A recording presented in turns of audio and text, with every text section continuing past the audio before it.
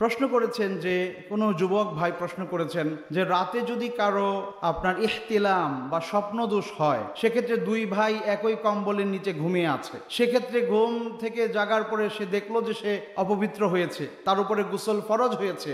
Question is that যে দুইজনকেই ফরজ গোসল করতে হবে না তাকে একা করলেই হবে? আচ্ছা, দেখুন এই ব্যাপারে সুন্দর জীবন ঘনিষ্ঠ বিষয়। বীর্যপাত হওয়ার পরে বীর্যটা ইটসেলফ নাপাকি কিনা এই ব্যাপারে ওলামাদের ইখতিলাফাত। এক পক্ষের ওলামায়ে কেরাম বলেছেন এটা নাপাক, এটা যদি বের হয় উত্তেজনাবশত, সেটা ঘুমে থাকুক আর জাগ্রত থাকুক, ওই ব্যক্তির উপরে গোসল করা ফরজ, এতে কারো কোনো ইখতিলাফ নাই। ইখতিলাফ হচ্ছে সেটা যে বের হলো এই বীর্যটা, এটা ইটসেলফ নাপাকি কিনা। ওলামারা কেউ কেউ বলেছেন নাকের যে শ্লেষা বের হয় না সর্দি লাগলে, সেটা কি নাপাক? সেটা নাপাক না, কিন্তু জিনিসটা নোংরা কিছু, আমাদের শরীরে লাগলে আমরা কি করি? ধুয়ে ফেলি। তো ওলামাদের অনেকে বলেছেন এটা হচ্ছে এরকম জিনিস। ওনাদের কথার পক্ষে যুক্তি আছে এবং দলিলও আছে। মা আয়েশা রাদিয়াল্লাহু তাআলা আনহা কি বলেছে জানেন?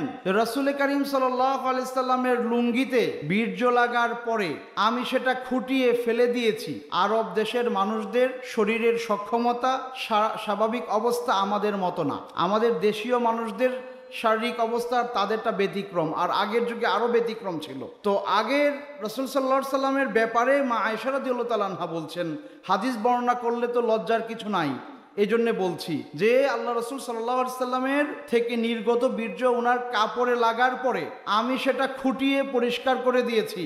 রাসূল সাল্লাল্লাহু আলাইহি সাল্লাম না ধুয়ে সেটা দিয়ে নামাজ আদায় করেছেন। ঠিক আছে, তো এই হাদিসের কারণে আলেমদের অনেকেই বলেন যে এটা যদি নাপাক হইতো তাহলে মুহাম্মদুর রাসূলুল্লাহ সাল্লাল্লাহু আলাইহি সাল্লাম কখনোই না ধুয়ে নামাজ পড়তেন না। হাদিস কিন্তু বুখারী মুসলিমের, আমার নিজের বক্তব্য না। তবে আমাদের হানাফি মাযহাবে কেউ পেঁচ লাগাবেন না ভাই, আল্লাহর রাস্তে কেউ পেঁচ লাগাবেন না। আমাদের হানাফি মাযহাবে বীর্যটা নাপাক। ওনাদের পক্ষেও এরকম অনেক যুক্তি দলিল আছে, আমরাও মনে করি এটা নাপাকি। যেহেতু আমাদের দেশ হানাফি অধ্যুষিত এলাকা, এটা আমরাও নাপাকি মনে করি। কিন্তু এই মাসআলায় কি আছে?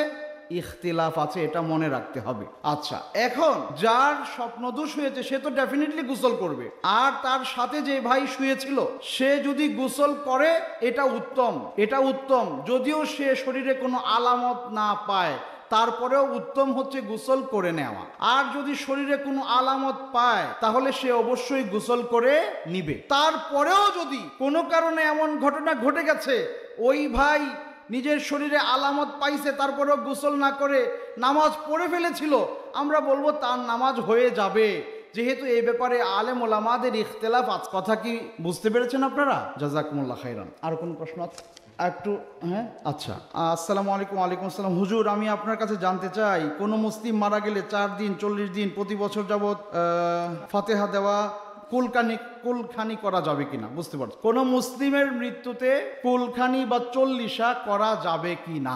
আপনারা কি কুলখানির পক্ষের মানুষ না বিপক্ষের মানুষ, এটা আমি আগে জানতে চাই, এরপরে ফতোয়া দিতে হবে। আপনারা কি পক্ষের না বিপক্ষের? পক্ষেরও আছে বিপক্ষের আছে, আলহামদুলিল্লাহ। তাহলে আমি দুইটাই আপনাদের সামনে উপস্থাপন করতে পারি আমার ভয় ছাড়া, কারণ আমাকে তো আবার নরসিংদী ফিরতে হবে। আচ্ছা, মুহাম্মাদুর রাসূলুল্লাহ সাল্লাল্লাহু আলাইহি ওয়াসাল্লাম তার যুগে তার নিজের সন্তান ইব্রাহিম মারা গেলেন। আল্লাহ রাসূল সাল্লাল্লাহু আলাইহি সাল্লামের যুগে উহুদ যুদ্ধে কতজন সাহাবী মারা গেছেন? 70 জন সাহাবী। ওনার প্রাণের কলিজার চাচা হামজা রাদিয়াল্লাহু তাআলা আনহুর মতো ব্যক্তি মারা গেছেন।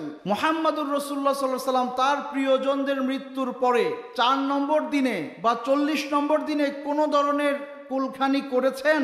করেন নাই। আচ্ছা, আল্লাহ রাসূল সাল্লাল্লাহু আলাইহি সাল্লাম কি জানতেন না যে কুলখানি করা সওয়াবের কাজ? আমাদের এখানে যারা করতেছে এরা কি বাবার সওয়াব প্রাপ্তির জন্য করতেছে না আযাবের জন্য করতেছে?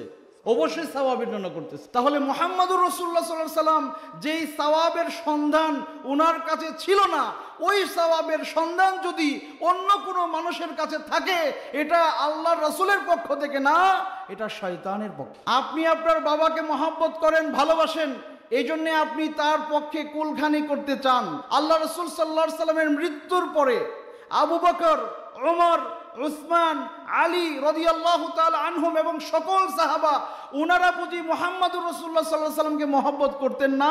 কথা বলেন, করতেন কি না? তাহলে ওনারা ওনার মৃত্যুর পরে কুলখানি কেন করলেন না? নাকি ওনারা দরিদ্র ছিলেন, জবাই করার মতো উট ছিল না, এরকম না।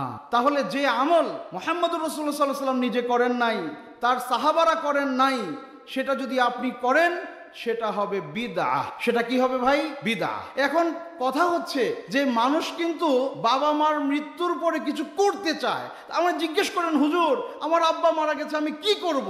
আমার কাছে এরকম অনেকগুলো সমাধান আছে। আমাকে একবার একজন জিজ্ঞেস করছে, হুজুর আমার বাবা মারা গেছে, আমার কি করণীয়? আমি বলেছি, ভাই আপনার বাবার মৃত্যুর পরে সবচেয়ে গুরুত্বপূর্ণ করণীয় হচ্ছে আপনি একজন রব্বানি মানুষ হন, আপনি একজন আল্লাহওয়ালা মানুষ হন, আপনি একজন নেককার মানুষ হন। এটা সবচেয়ে বড় আমল। কারণ আল্লাহ সুবহানাহু ওয়া তাআলা পবিত্র কোরআনে সূরা ইয়াসিনে বলেছেন, ওয়ানাকতুবু মা কদ্দামু ওয়া আসারহুম ওয়া কুল্লা শাইইন আহসাইনাহু ফি ইমামিন মুবিন। আল্লাহ রাসূল সাল্লাল্লাহু আলাইহি ওয়াসাল্লাম বলেছেন যে তোমরা দুনিয়াতে যে আমল করতেছো এগুলো আমার কাছে পাঠাইয়া দিছো, এগুলো তোমরা সওয়াব পাবা। আর তোমাদের আসার দুনিয়াতে যেগুলো রেখে আসছো এগুলো তোমাদের আমল নামায় সওয়াব হিসেবে লেখা হবে। সন্তান হচ্ছে এই দুনিয়াতে আপনার চলে যাওয়ার পরে আপনার সবচেয়ে বড় আসার বা পদচিহ্ন বা ফুটপ্রিন্ট। সো এই সন্তান যত ভালো আমল করবে তার একটা অংশ কবরে থেকে আপনি পেতে থাকবেন। তাহলে আপনার বাবা মারা গেছে, আপনি সবচেয়ে ভালো নামাজি হন, সবচেয়ে ভালো আল্লাহওয়ালা হন। আগে কোরআন পড়তেন না, এখন কোরআন পড়েন।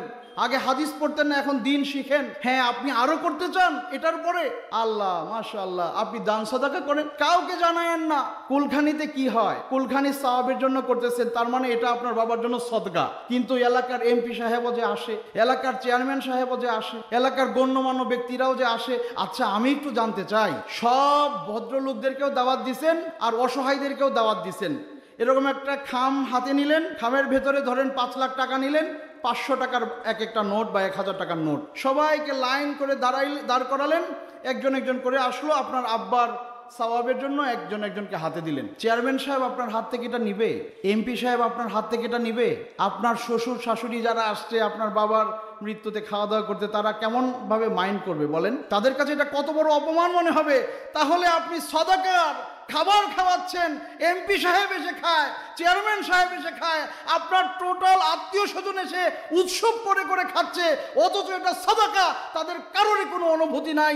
এটা কেমনে জায়েজ হয় আমাকে বলে? আমি কি ভুল বললাম? তাহলে বিপক্ষে যারা ছিলেন আপনারা আপনাদের উত্তর বুঝে নেবেন, আর যারা পক্ষে ছিলেন আপনারা বোঝার চেষ্টা করবেন। এটা আমার রিকোয়েস্ট। সুন্দর। আপনি যদি সওয়াবের উদ্দেশ্যে সদাকা করতে চান, আমাদের এতিমখানা আছে, আমাদের এতিমখানা আছে, এতিমখানায় আপনি দান করে দেন, কাউকে জানায়েন না, কাউকে জানায়েন না। আপনি সওয়াবের নিয়তে কার জন্য করবেন? আল্লাহর জন্য। তাহলে কাউকে কিছু না জানিয়ে ওই 50,000 1 লাখ টাকা এতিমখানায় চুপ করে দিয়ে এসে মসজিদে ঢুকে 2 রাকাত নামাজ পড়ে বলেন, আল্লাহ আমার আব্বা দুনিয়া থেকে চলে গেছে, আল্লাহকে দুনিয়ার কাউকে বলি নাই, তুমি দেখছো এই 1 লাখ টাকা কষ্টে অর্জিত পয়সা, আল্লাহ আমি তোমার জন্য দান করে আসলাম, আল্লাহ এটার কারণে আমার বাবার কবরের আযাব মাফ করে দাও, আমার বাবার কবরটাকে আলোকিত করে দাও, আমার বাবার কবরের সাথে জান্নাতের আলাকা তৈরি করে দাও।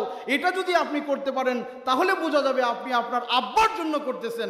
আর এইভাবে যদি না হয় তাহলে আসলে আপনি আব্বার জন্য করতেছেন না, সমাজের জন্য করতেছেন।